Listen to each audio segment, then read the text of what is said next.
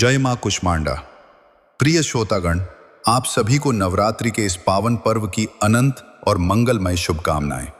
नवरात्रि का चौथा दिन, जो आदि शक्ति के चतुर्थ स्वरूप माता कुष्मांडा को समर्पित है, केवल एक तिथि नहीं बल्कि हमारी आध्यात्मिक यात्रा का वो दिव्य पड़ाव है जहां से हम ब्रह्मांड की ऊर्जा के केंद्र से जुड़ना शुरू करते हैं।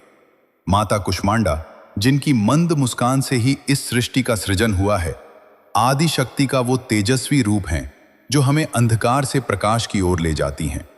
आज की यह परम पावन कथा उन सभी भक्तों के लिए एक वरदान साबित होगी जिनके जीवन में दुखों का पहाड़ टूट पड़ा है, जिन्हें लगता है कि उनकी मेहनत का फल उन्हें नहीं मिल रहा, या जिनके घर में कलह और तंगी ने डेरा डाल रखा है। विश्वास मानिए, यदि आप इस कथा को पूरी तन्मयता, धैर्य और अटूट श्रद्धा से सुनेंगे तो माता कुष्मांडा अपनी मंद मुस्कान से आपकी झोली खुशियों से भर देंगी और आपके जीवन के समस्त अंधकारों को मिटा देंगी। तो चलिए, बिना किसी विलंब के हम भक्ति के उस अनंत सागर में गोते लगाते हैं जहां केवल करुणा, ममता और साक्षात चमत्कार का वास है। प्राचीन भारतवर्ष के उस स्वर्णिम काल की बात है जब धरती पर धर्म का साक्षात वास था। उस युग के इतिहास के पन्नों में एक ऐसे राज्य का वर्णन मिलता है जिसकी कीर्ति दिशाओं को लांघकर देवलोक तक पहुंचती थी। यह राज्य था समृद्धिपुर। दो विशाल और पवित्र नदियों के संगम के बीच बसा यह राज्य अपनी सुंदरता और वैभव के लिए पूरे आर्यावर्त में विख्यात था। समृद्धिपुर की भव्यता को देखकर ऐसा प्रतीत होता था मानो स्वयं शिल्पी भगवान विश्वकर्मा ने अपने हाथों से इसकी एक एक ईंट को तराशा हो। ऊंचे ऊंचे स्वर्ण जरित महल, चौड़ी और साफ सड़कें और उन सड़कों के किनारे लगे सुगंधित पुष्पों के वृक्ष इस राज्य को स्वर्ग जैसा एहसास कराते थे। इस राज्य की सबसे बड़ी विशेषता यह थी कि यहाँ की प्रजा के मुख पर कभी दुख की रेखा नहीं देखी गई। यहाँ न कोई निर्धन था, न कोई शोकाकुल। खेतों में सोना उपजता था और व्यापार में लक्ष्मी का साक्षात निवास था। और इस अपार सुख समृद्धि का केवल एक ही कारण था, नदियों के उस पावन संगम तट पर स्थित मां कुष्मांडा का वह भव्य और प्राचीन मंदिर। वह मंदिर केवल पत्थरों का ढांचा नहीं बल्कि पूरे राज्य की चेतना का केंद्र था।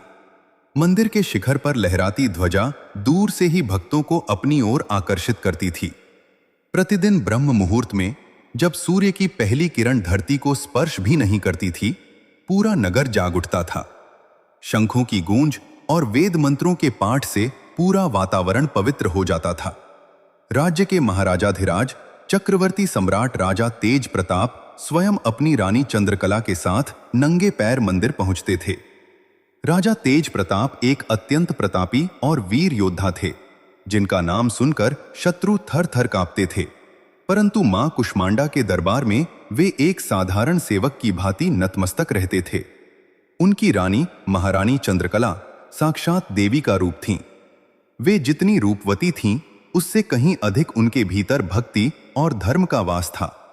रानी चंद्रकला का हृदय इतना कोमल था कि वे राजसी सुख भोगों से अधिक समय मां की सेवा और दीन दुखियों की सहायता में व्यतीत करती थीं। जब सुबह की महाआरती होती थी तो दृश्य ऐसा होता था कि देखने वाले की आंखें धन्य हो जाएं। ढोल, नगारों और झांझ की थाप पर जब राजा और रानी हाथ जोड़कर मां की स्तुति करते थे तो ऐसा आभास होता था मानो साक्षात देवता भी स्वर्ग से पुष्प वर्षा कर रहे हों। रानी का अटूट विश्वास था कि यह सारा राजपाट, यह धन दौलत सब क्षणभंगुर है, केवल मां की भक्ति ही शाश्वत सत्य है। वे अक्सर अपनी प्रजा से कहती थीं, प्रियजनों, यह माया जो हमें दिखती है वह एक दिन नष्ट हो जाएगी। अहंकार और लोभ केवल पतन का मार्ग हैं। मोक्ष का द्वार तो केवल मां कुष्मांडा की मुस्कान में ही छिपा है। समय का चक्र अपनी गति से चलता रहा और एक शुभ मुहूर्त में जब नक्षत्रों की स्थिति अत्यंत मंगलकारी थी, महारानी चंद्रकला की कोख से एक परम तेजस्वी बालक का जन्म हुआ।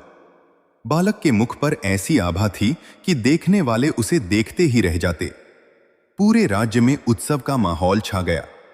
खुशियों के नगारे बजने लगे, गरीबों में अन्न और रत्न बांटे गए। उस बालक का नाम रखा गया सुदर्शन। सुदर्शन के जन्म के बाद राजा तेज प्रताप की कीर्ति और भी बढ़ गई। राज्य की सीमाएं फैलने लगीं और राजकोष धन से लबालब भर गया। अब राज्य में खुशियां दुगनी हो चुकी थीं। राजा को लगने लगा कि वे संसार के सबसे शक्तिशाली और भाग्यशाली पुरुष हैं। रानी चंद्रकला भी पुत्र को पाकर अत्यंत प्रसन्न थी, परंतु उनके मन का एक कोना हमेशा भक्ति में ही रमा रहता था। वे सुदर्शन को बचपन से ही मां कुष्मांडा की कहानियां सुनाती और उसे धर्म के मार्ग पर चलने की शिक्षा देती। प्रिय श्रोतागण, समय की गति बड़ी विचित्र होती है।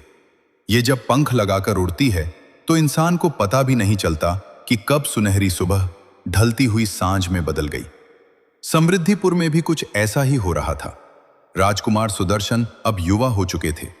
उनका व्यक्तित्व किसी पर्वत की तरह अडिग और सूर्य की तरह तेजस्वी था, परंतु विडंबना देखिए कि उस तेज में अब मर्यादा की शीतलता नहीं बल्कि अहंकार की तपन समाने लगी थी।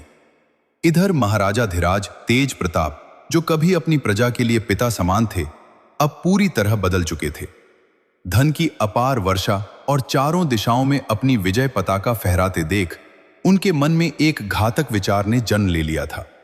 उन्हें लगने लगा कि यह विशाल साम्राज्य, यह अटूट धन संपदा और यह वैभव मां कुष्मांडा की कृपा से नहीं बल्कि उनकी अपनी तलवार के बल पर खड़ा है। धीरे धीरे उन्होंने मंदिर जाना कम कर दिया। जिस राजा के चरणों की आहट से मंदिर का आंगन धन्य हो जाता था, अब वही राजा अपने राज दरबार के विलासी वैभव में डूबा रहने लगा। महारानी चंद्रकला, जो साक्षात ममता और धर्म की प्रतिमूर्ति थीं, अपने पति के इस बदलते व्यवहार को देखकर भीतर ही भीतर घुटने लगी थीं। वे देखती कि कैसे महाराज अब महाआरती के समय मंदिर न जाकर मदिरा के पात्रों और नर्तकियों के बीच समय बिताते हैं। उनके हृदय में चिंता के बादल उमड़ने लगे थे। एक दिन जब महाराज अपने कक्ष में अकेले थे, रानी चंद्रकला अत्यंत विनम्रता के साथ उनके पास पहुंची। उन्होंने महाराज के चरणों में बैठकर बड़े ही कोमल स्वर में कहा, महाराज, आप जिस मार्ग पर चल रहे हैं वह विनाश की ओर जाता है। मां कुष्मांडा की कृपा ने ही हमें यह सब दिया है। उनके चरणों से दूर जाकर हम अपनी जरें काट रहे हैं। कृपया अहंकार का त्याग करें और पुनः उसी भक्ति मार्ग को अपनाएं। किंतु अहंकार की पट्टी जब आंखों पर बंध जाती है तो हित की बात भी शूल की तरह चुभती है। राजा तेज प्रताप जोर से हंसे और बोले, प्रिय चंद्रकला, तुम अभी भी उन्हीं पौराणिक कथाओं और भक्ति के भ्रम में जी रही हो। देखो इस राज्य को, देखो मेरी सेना को, यह सब मैंने बनाया है। मैं स्वयं इस धरती का विधाता हूं। मुझे किसी की शरण में जाने की आवश्यकता नहीं है। अब से इस राज्य में केवल मेरी इच्छा ही सर्वोपरि होगी। रानी की आंखों से आंसू छलक पड़े, पर वे चुपचाप वहां से चली आईं। उनकी सबसे बड़ी चिंता अब राजकुमार सुदर्शन थे। वे चाहती थीं कि उनका पुत्र कम से कम अपने पिता की परछाई से दूर रहे और धर्म के मार्ग पर चले। उन्होंने सुदर्शन को अपने पास बुलाया और उसे प्राचीन ग्रंथों, ऋषियों की कथाओं और मां कुष्मांडा की महिमा के बारे में बताना शुरू किया। उन्होंने कहा, पुत्र, याद रखना, शक्ति और धन तब तक ही शोभा देते हैं जब तक वे धर्म की मर्यादा में हों। जिस दिन इंसान खुद को भगवान मानने लगता है, उसी दिन उसकी उल्टी गिनती शुरू हो जाती है। लेकिन राजकुमार सुदर्शन के कानों पर जूं तक नहीं रेंगी। वे अपने पिता के साथ रहने वाले चाटुकारों और स्वार्थी मंत्रियों की संगत में पूरी तरह ढल चुके थे। उन मंत्रियों ने राजकुमार को यह विश्वास दिला दिया था कि वे एक असाधारण मानव हैं और उनके लिए कोई भी नियम नहीं बना है। सुदर्शन ने अपनी माता की सीख को अनसुना कर दिया और अपने पिता के पद चिन्हों पर चलना शुरू किया। अब समृद्धिपुर की फिजाओं में वह भक्ति की खुशबू नहीं रही थी। राजकुमार और उनके दुष्ट साथी पूरे दिन राजकोष के धन को पानी की तरह बहाने लगे। जो धन अनाथों, विधवाओं और मंदिर की सेवा में खर्च होना चाहिए था, वह अब जुए के अड्डों और विलासिता के सामानों में बर्बाद होने लगा। सुदर्शन का व्यवहार दिन ब दिन उग्र होता गया। वे राह चलते निर्दोष लोगों को प्रताड़ित करते, उनके धन को छीन लेते और जो भी उनके विरुद्ध आवाज उठाता उसे काल कोठरी में डलवा देते। राजा तेज प्रताप ने भी अपने पुत्र को रोकने के बजाय उसे शह दी। प्रजा, जो कभी अपने राजा को देवता मानती थी, अब उनके नाम से कांपने लगी थी। करों का बोझ इतना बढ़ा दिया गया कि गरीब किसानों के घरों में चूल्हे जलना मुश्किल हो गया। अवैध वसूली और अत्याचार अब समृद्धिपुर की नई पहचान बन गए थे। नदियों के उस पावन संगम पर स्थित मां कुष्मांडा का वो मंदिर अब सूना रहने लगा था। राजा और राजकुमार ने मंदिर के पुजारियों का अपमान करना शुरू कर दिया। यहां तक कि मंदिर की संपत्ति पर भी उनकी बुरी नजर पड़ने लगी। नगरवासी रात के अंधेरे में छिप छिप कर मंदिर जाते और मां के चरणों में सिर रखकर बिलख बिलख कर रोते। वे कहते, हे मां, हे करुणामयी माता कुष्मांडा, क्या आपने हमें त्याग दिया है? देखो, तुम्हारा ये वैभवशाली राज्य अब नर्क बनता जा रहा है। राजा और राजकुमार के अहंकार ने इस पवित्र धरती को दूषित कर दिया है। मां, उन्हें सद्बुद्धि दो, अन्यथा यह अहंकार हम सबको लील जाएगा। भक्तों की पुकार और उनकी आंखों से गिरे आंसू कभी व्यर्थ नहीं जाते। मां कुष्मांडा की वह मंद मुस्कान, जिससे ब्रह्मांड का सृजन हुआ था, अब धीरे धीरे लुप्त होने लगी थी। प्रकृति ने भी अपने तेवर बदलने शुरू कर दिए थे। जो नदियां कल कल कर बहती थीं, उनका पानी अब मटमैला होने लगा था। राज्य में बेमौसम की बीमारियां फैलने लगीं और जिस समृद्धिपुर में कभी खुशियों का सूरज चमकता था, वहां अब केवल डर और सन्नाटे का वास होने लगा था। महारानी चंद्रकला अपने पुत्र और पति के इस पतन को देखकर दिन रात उपवास रखने लगी। वे मंदिर की सीढ़ियों पर बैठकर घंटों रोती और मां से प्रार्थना करती कि चाहे उनके प्राण ले लिए जाएं, पर उनके पति और पुत्र को सही राह दिखा दी जाए। उन्हें आभास होने लगा था कि अब बहुत बड़ा संकट आने वाला है। मां की आंखों में अब वह शांत करुणा नहीं, बल्कि एक दिव्य क्रोध की झलक दिखने लगी थी। प्रिय श्रोतागण, कहते हैं कि जब विनाश काल निकट आता है, तब बुद्धि सबसे पहले साथ छोड़ देती है। समृद्धिपुर के राजमहल में अब वेद मंत्रों की जगह मदिरा के पात्रों के टकराने की आवाजें और जुआरियों का शोर गूंजने लगा था। राजा तेज प्रताप और राजकुमार सुदर्शन, जो कभी इस राज्य के रक्षक थे, अब भक्षक बन चुके थे। पिता और पुत्र की यह जोड़ी अब धर्म की सारी मर्यादाएं लांघ चुकी थीं। राजकुमार सुदर्शन, जो अपनी युवावस्था की दहलीज पर थे, पूरी तरह से कुसंगति के दलदल में धंस चुके थे। उनके पास अब ऐसे मित्रों का घेरा था जो केवल उनकी चापलूसी करते और उन्हें नए नए व्यसनों की ओर धकेलते। महल के एक खास हिस्से में दिन रात जुए का खेल चलता था। वहां राज्य की गाढ़ी कमाई, सैनिकों का वेतन और यहां तक कि प्रजा के कल्याण के लिए रखा गया अन्न भी दांव पर लगा दिया जाता था। सुदर्शन मदमस्त होकर हंसते और जब हारते तो क्रोध में आकर अपने ही सेवकों पर कोरे बरसाते। राजा तेज प्रताप, जो कभी न्याय के लिए जाने जाते थे, अब अपने पुत्र की इन काली करतूतों में बराबर के हिस्सेदार बन गए थे। वे दोनों साथ बैठकर मदिरापान करते और प्रजा की चीखों को अनसुना कर देते। प्रजा की हालत अब दयनीय हो चुकी थी। जो किसान कभी सोने जैसी फसल उगाते थे, उनके खेतों पर राजा के सैनिकों का कब्जा था। कर यानी टैक्स वसूलने के नाम पर सैनिकों ने जुल्म की इंतहा कर दी थी। माताओं बहनों के गहने छीने जा रहे थे, बुजुर्गों को सड़कों पर घसीटा जा रहा था ताकि वे अपने गुप्त धन का पता बता सकें। लोग दाने दाने को मोहताज होने लगे थे। पूरे नगर में त्राही त्राही मच गई थी। एक रात महारानी चंद्रकला ने हिम्मत जुटाई और उस कक्ष में पहुंची जहां जुए का खेल चल रहा था। वहां का दृश्य देखकर उनका हृदय छलनी हो गया। चारों ओर मदिरा की दुर्गंध थी और सुदर्शन अपने गले का बहुमूल्य हार दांव पर लगा रहे थे। रानी ने कांपते हाथों से महाराज का पल्लू पकड़ा और रोते हुए कहा, स्वामी, रुक जाइए। यह धन आपका नहीं, यह उस गरीब प्रजा का पसीना है जिसकी आह आपको भस्म कर देगी। देखो अपने पुत्र को, वह किस गर्त में जा रहा है। मां कुष्मांडा देख रही हैं, उनका न्याय बड़ा कठोर होता है। अभी भी समय है, लौट आइए। राजा तेज प्रताप ने गुस्से में अपना हाथ झटक दिया और अपनी ही पत्नी को धक्का दे दिया। उन्होंने चिल्लाकर कहा, हटो यहां से, तुम और तुम्हारी वह मां कुष्मांडा। अगर उनमें इतनी ही शक्ति है तो वे मेरा कुछ बिगाड़ कर दिखाएं। मैं इस राज्य का विधाता हूं, मैं जो चाहूं वो कर सकता हूं।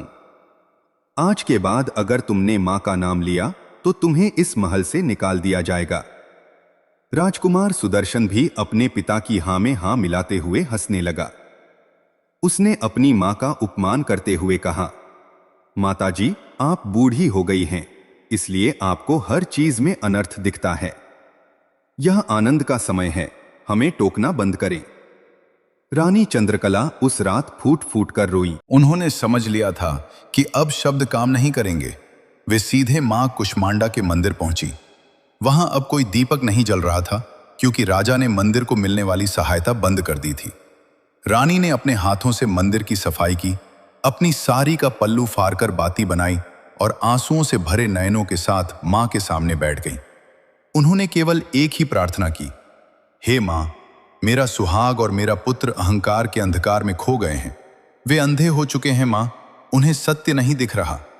हे जगदम्बा, अब आप ही कोई चमत्कार करें। चाहे मुझे जो भी दंड दें, पर मेरे राज्य को और इन दोनों की आत्मा को बचा लें। प्रिय श्रोतागण, उस रात मां कुष्मांडा के गर्भगृह से एक दिव्य गर्जना सुनाई दी। पूरे समृद्धिपुर की धरती डोलने लगी। आकाश में अचानक काले बादलों ने डेरा डाल लिया और बिजली इस कदर करकने लगी मानो प्रलय आने वाली हो। लेकिन राजा और राजकुमार को लगा कि यह महज एक मौसमी तूफान है। वे अपने नशे में चूर रहे। लेकिन अगले ही पल मां कुष्मांडा ने अपनी दिव्य दृष्टि खोली। मां की वह मंद मुस्कान, जो अब तक सृष्टि का पालन कर रही थी, अब संहारक रूप लेने लगी। आधी रात का समय था, जब राजा तेज प्रताप और सुदर्शन मदिरा के नशे में गहरी नींद में सो रहे थे। अचानक दोनों की आंखों में एक असहनीय जलन होने लगी। ऐसा लगा मानो हजारों बिच्छुओं ने एक साथ उनकी आंखों में डंक मार दिया हो। वे तड़प कर उठे, चिल्लाने लगे, मेरी आंखें, मेरी आंखों में आग लग गई है, कोई बचाओ। महल के वैद्य दौड़े आए, दास दासी जल लेकर आए, पर वह जलन कम नहीं हुई।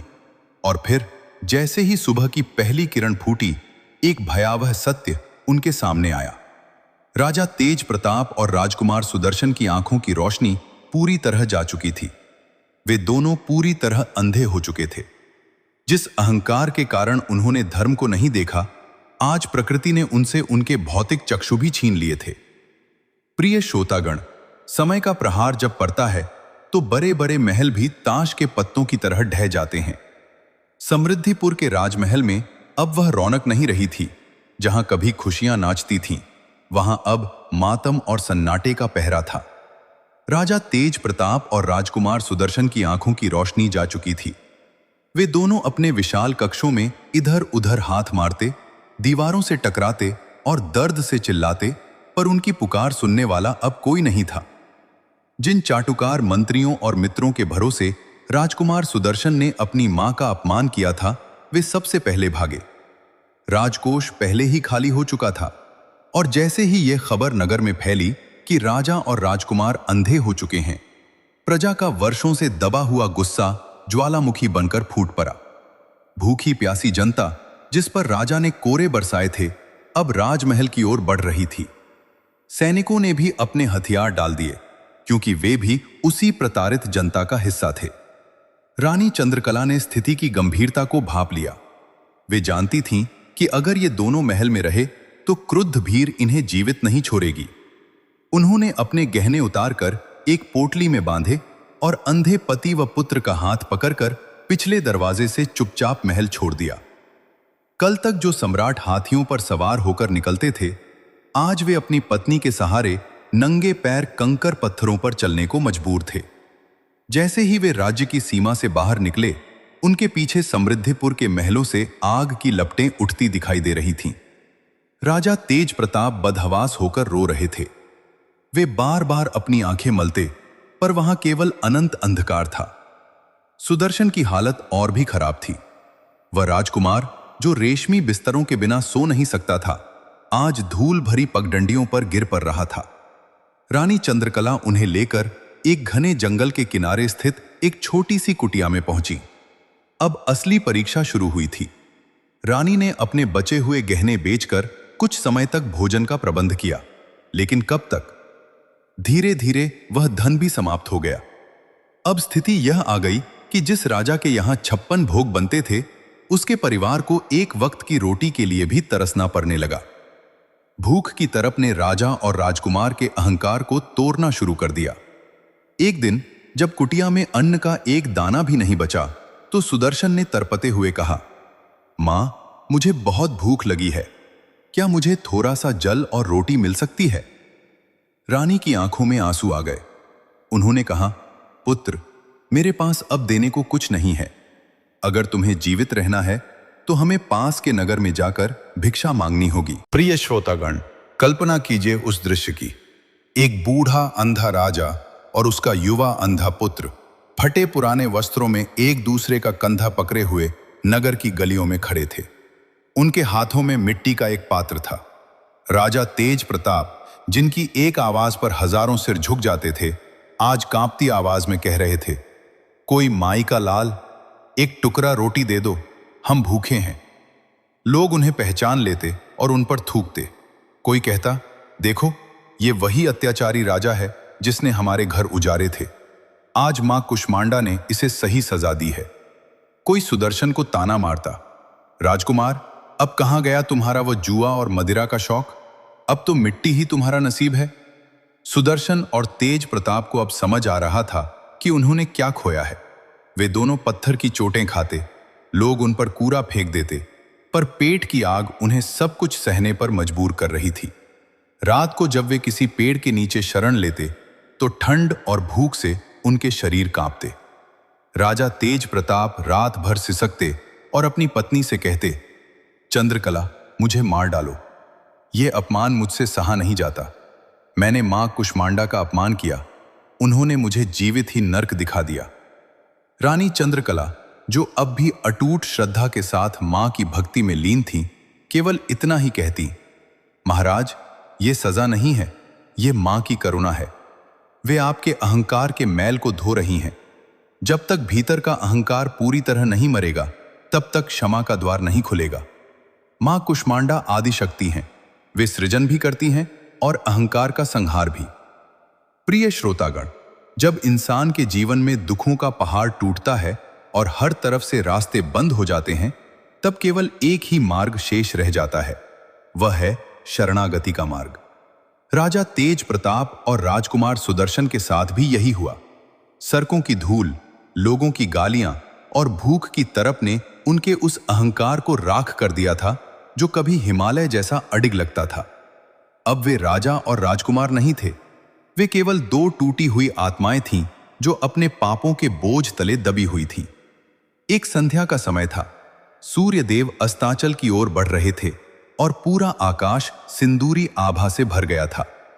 रानी चंद्रकला उन दोनों को लेकर एक शांत वन के किनारे पहुंची, जहां पास ही एक पुरानी गुफा थी। तेज प्रताप और सुदर्शन का शरीर जर्जर हो चुका था, पैरों में छाले थे और आंखों से लगातार आंसू बह रहे थे। सुदर्शन, जो कभी सोने के पात्रों के बिना भोजन नहीं करता था, आज अपनी माता के चरणों में गिर पड़ा। वह फूट फूट कर रोने लगा और बोला, मां, मुझे क्षमा कर दो। मैंने तुम्हारे वचनों का निरादर किया, मैंने उस करुणामयी मां कुष्मांडा का मजाक उड़ाया। आज मुझे समझ आ रहा है कि अंधा मैं आज नहीं हुआ हूं। अंधा तो मैं तब था जब मेरे पास आंखें थीं, पर मैं धर्म को नहीं देख पा रहा था। मां, क्या वो जगत जननी मुझे कभी क्षमा करेंगी? क्या मेरे जैसे पापी के लिए भी उनकी करुणा का कोई द्वार खुला है? राजा तेज प्रताप की भी यही दशा थी। वे थर थर कांप रहे थे। उन्होंने कहा, चंद्रकला, मैं उस मां के सामने जाने के लायक भी नहीं बचा। मैंने अपनी प्रजा को सताया, मैंने उस मंदिर के दीपकों को बुझा दिया जहां से मुझे जीवन का प्रकाश मिला था। यह अंधकार जो मेरी आंखों के सामने है, ये मेरे ही कर्मों की परछाई है। रानी चंद्रकला, जिनका हृदय करुणा से भरा था, उन्होंने अपने पति और पुत्र को गले लगा लिया। उन्होंने अत्यंत मधुर और शांत स्वर में कहा, स्वामी, पुत्र, याद रखो, मां कभी अपने बच्चों का त्याग नहीं करती। वे कुष्मांडा हैं। उन्होंने अपनी मंद मुस्कान से इस ब्रह्मांड की रचना की है। यदि वे सृजन कर सकती हैं, तो वे टूटे हुए जीवन को फिर से संवार भी सकती हैं। दुख की यह घड़ी दंड नहीं, बल्कि आपकी शुद्धि का अवसर है। जब तक हृदय में पश्चाताप की अग्नि नहीं जलती, तब तक पापों का मैल नहीं धुलता। अब रोना बंद करो और अपनी अंतरात्मा की पुकार से उस मां को याद करो। रानी ने उन दोनों को मां कुष्मांडा का वह दिव्य मंत्र सिखाया, ओम देवी कुष्मांडाय नमः। उन्होंने कहा कि अब हमें भिक्षा नहीं मांगनी है, अब हमें केवल मां की कृपा मांगनी है। रानी की प्रेरणा से प्रेरित होकर राजा और राजकुमार उसी वन में एक पुराने वृक्ष के नीचे बैठ गए। उन्होंने अन्न और जल का त्याग कर दिया। उनके शरीर सूख कर कांटा हो गए थे, पर उनके मुख पर अब वह अहंकार नहीं बल्कि एक अजीब सी शांति थी। दिन बीतते गए, कभी मूसलाधार बारिश होती, कभी तपती धूप उनके शरीर को झुलसाती, पर वे दोनों अपनी जगह से नहीं हिले। वे केवल मां का नाम जपते रहे। सुदर्शन के मन में अब केवल एक ही छवि थी, उस मां की जिसे उसने कभी नहीं देखा था, पर जिसकी आहट वो अब अपने हृदय की धड़कनों में महसूस कर रहा था। वो मन ही मन मां से बात करने लगा, हे मां कुष्मांडा, आपने सूर्य के केंद्र में निवास करके पूरे ब्रह्मांड को ऊर्जा दी है। क्या मेरे इस अंधकारमय जीवन में एक छोटी सी किरण नहीं भेजेंगी? मां, मुझे राज्य नहीं चाहिए, मुझे वैभव नहीं चाहिए, मुझे बस आपकी मुस्कान के दर्शन करने हैं। प्रिय श्रोतागण, जैसे जैसे उनका जप गहरा होता गया, वन का वातावरण बदलने लगा। जिस स्थान पर वे बैठे थे, वहां से एक दिव्य सुगंध आने लगी, जैसे हजारों कमलों के पुष्प एक साथ खिल उठे हों। पक्षियों का चहचहाना और हवाओं की सरसराहट मानो मां के आने का संकेत दे रही थी। राजा तेज प्रताप और सुदर्शन की चेतना अब शरीर से ऊपर उठकर आत्मा के स्तर पर पहुंच चुकी थी। उन्हें अब भूख प्यास का एहसास नहीं था। तभी साधना के 21वें दिन, जब अर्धरात्रि का समय था और पूरा संसार गहरी नींद में सो रहा था, अचानक उस अंधेरे जंगल में सूर्य जैसी चमक पैदा हुई। वह प्रकाश इतना प्रबल था कि बंद आंखों के भीतर भी वह महसूस हो रहा था। राजा और राजकुमार को लगा कि जैसे उनके भीतर कोई ज्वालामुखी फटा हो, पर वह जलन पैदा करने वाला नहीं बल्कि शीतलता देने वाला था। उन्हें अपने कानों में एक अत्यंत कोमल और खनखनाती हुई मुस्कान सुनाई दी। वह मुस्कान ऐसी थी जैसे कोई मां अपने रोते हुए बच्चे को चुप करा रही हो। रानी चंद्रकला ने देखा कि मां कुष्मांडा साक्षात प्रकट हो गई हैं। मां के 8 हाथ थे, जिनमें वे धनुष, बाण, कमल, अमृत कलश, चक्र और गदा धारण किए हुए थीं। उनकी आभा करोड़ों सूर्यों के समान थी, पर वह आंखों को चुभती नहीं थी। प्रिय श्रोतागण, उस निर्जन वन में घटित होने वाली वह घटना कोई साधारण संयोग नहीं थी, बल्कि ब्रह्मांड की उस परम शक्ति का साक्षात प्राकट्य था, जिसकी मंद मुस्कान ने कभी शून्य से सृष्टि का सृजन किया था।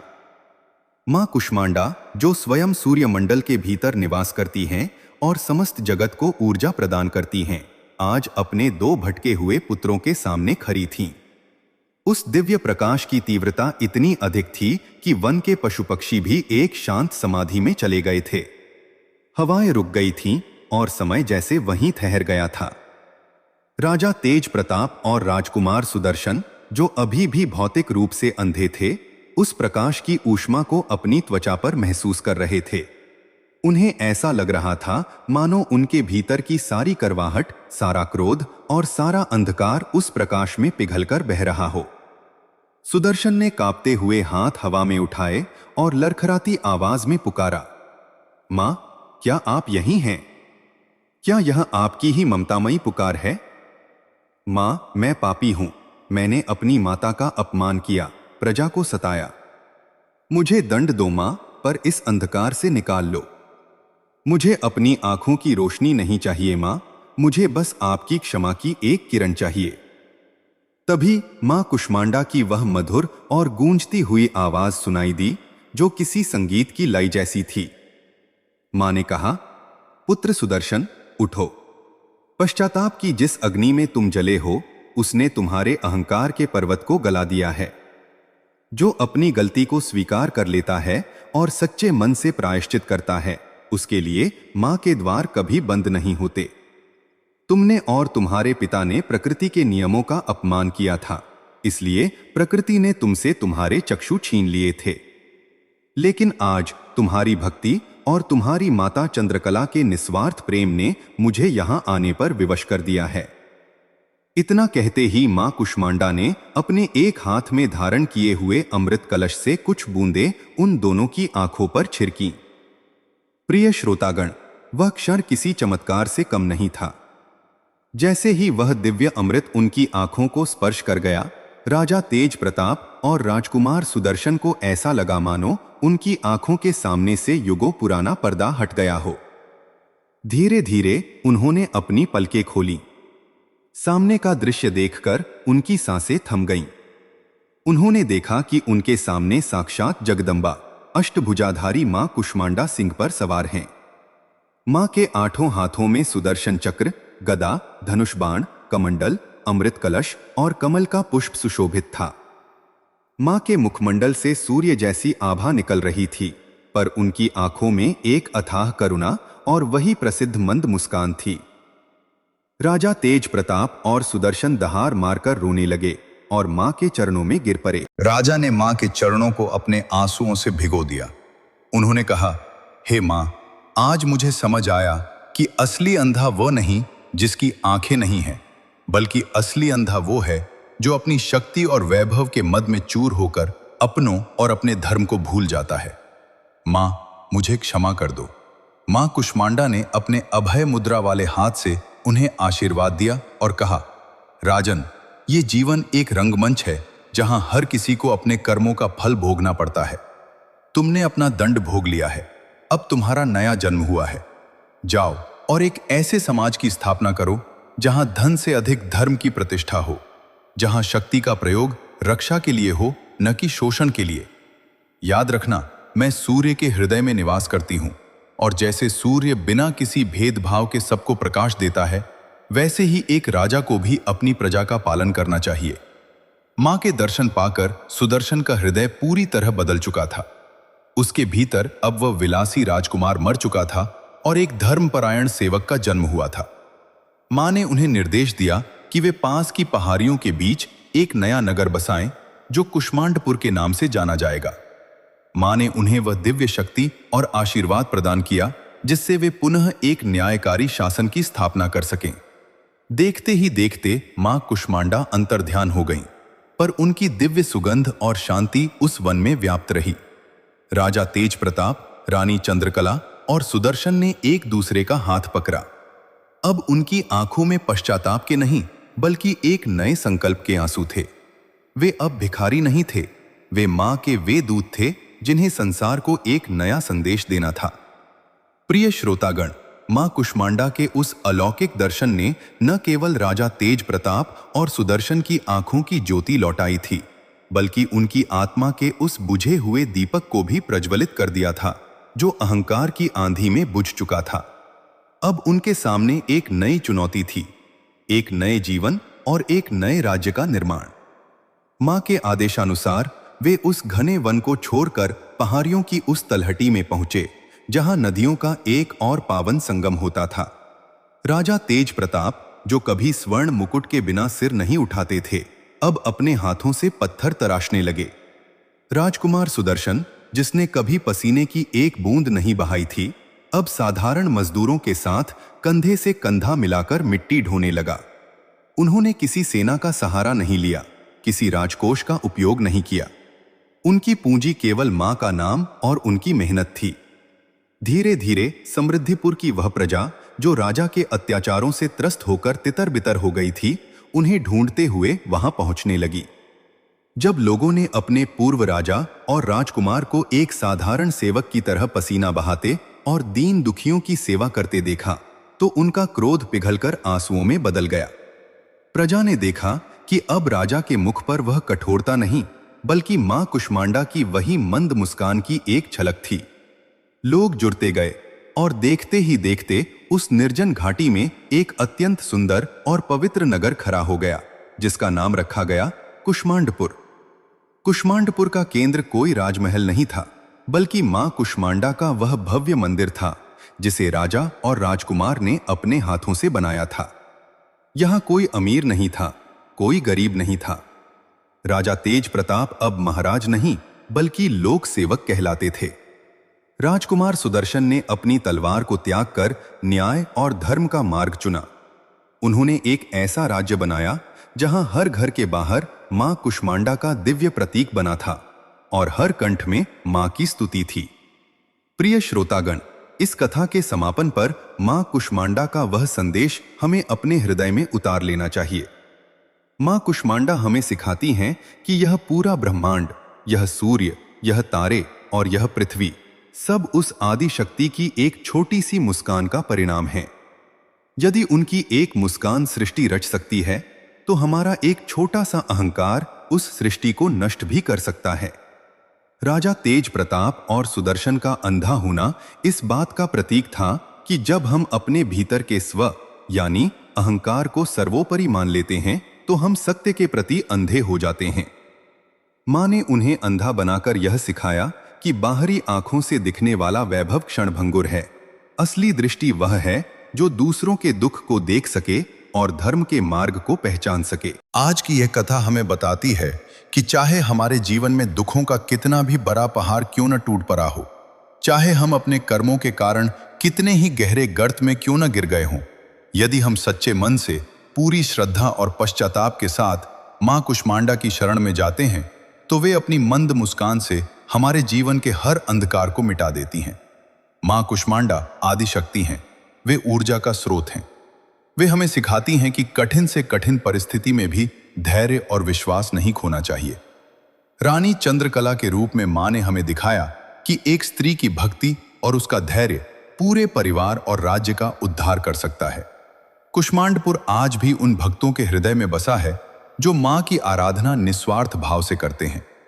प्रिय श्रोतागण, ये कथा केवल एक राजा और राजकुमार की कहानी नहीं है, ये हम सब की कहानी है। हमारे भीतर भी एक अहंकारी राजा और एक भटका हुआ राजकुमार छिपा है। हमें जरूरत है तो बस रानी चंद्रकला जैसी अडिग श्रद्धा की, ताकि हम मां कुष्मांडा के उस दिव्य प्रकाश को प्राप्त कर सकें। माता कुष्मांडा आप सभी के जीवन में सुख, समृद्धि और आरोग्य प्रदान करें। आपके घर में कलह और तंगी का नाश हो और मां की वह दिव्य मुस्कान आपके चेहरों पर हमेशा बनी रहे। विश्वास रखिए, जो मां इस पूरे ब्रह्मांड का पेट भरती हैं, वे अपने भक्त को कभी खाली हाथ नहीं रहने देंगी। आशा है कि माता कुष्मांडा की यह परम पावन और मर्मस्पर्शी कथा आपके हृदय को छू गई होगी और आपके भीतर एक नई चेतना का संचार हुआ होगा।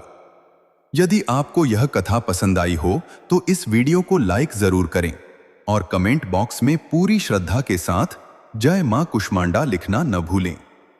अपने मित्रों और परिवार के साथ इस दिव्य कथा को शेयर करें, ताकि मां की कृपा का यह प्रकाश हर घर तक पहुंच सके। और हां, यदि आप हमारे इस भक्तिमय परिवार का हिस्सा बनना चाहते हैं और ऐसी ही प्रेरक पौराणिक कथाएं सुनना चाहते हैं, तो हमारे चैनल को सब्सक्राइब करके बेल आइकन जरूर दबाएं। मां कुष्मांडा आप सभी का मंगल करें। जय मां कुष्मांडा, जय माता दी।